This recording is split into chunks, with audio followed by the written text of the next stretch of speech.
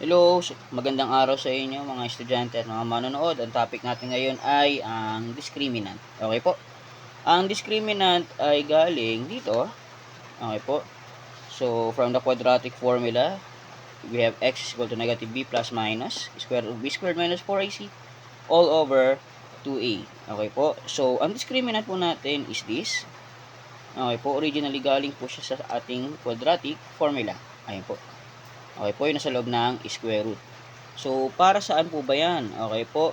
So, discriminant, okay po, it shows how many roots yung meron yung ating quadratic equation. Okay po. So, for example, kinumpute natin yung discriminant, which is yung b squared minus 4ac. Okay, which is d is equal to b squared minus 4ac. Okay po. If yung discriminant natin is greater than 0 or positive numbers, okay po, or mas mataas sa 0, 1, 2, 3, 4, 5, and so on, meron tayong two real solutions. Okay po.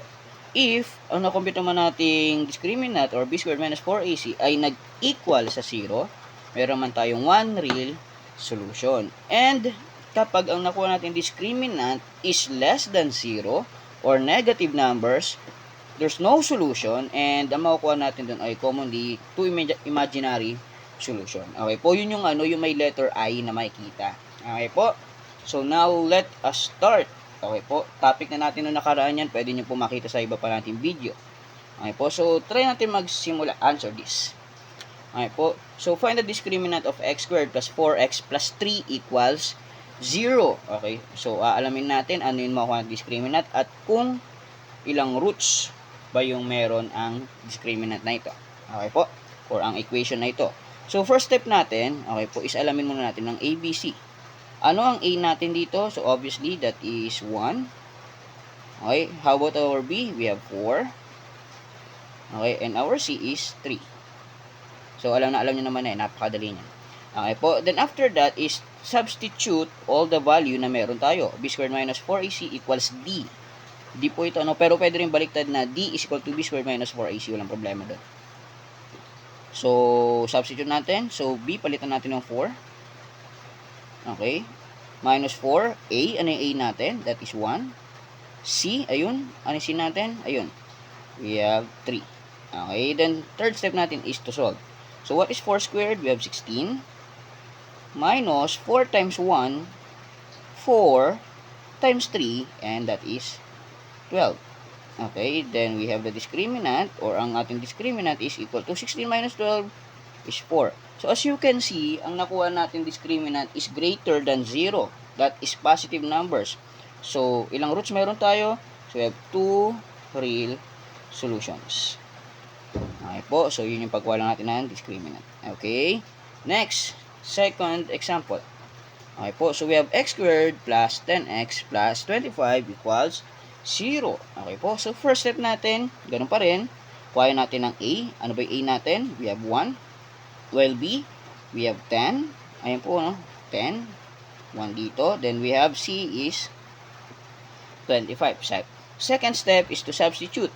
B squared minus 4AC equals D. Palitan natin ang B ng 10.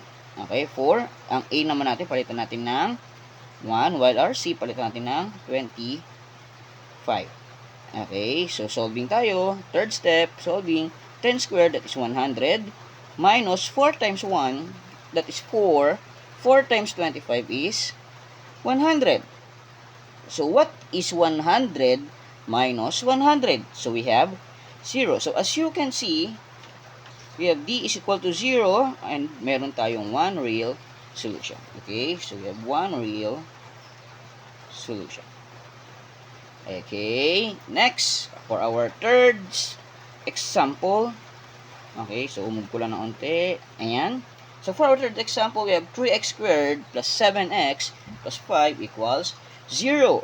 So first step, ganun pa rin, alamin natin ano nga ba ang ABC. Okay, so A is 3, B is 7, while C is 5. Okay, then after that, substitute natin. Okay, ang B, ano ang B natin? We have 7. Ayun. 4. A. Ano ba yung A natin? Ayun, 3. While our C is 5. Okay. So, next, third step is solving. So, 7 times 7, that is 49. 7 squared. Minus 4 times 3 times 5. 4 times 3, that is 12. 12 times 5 is 60.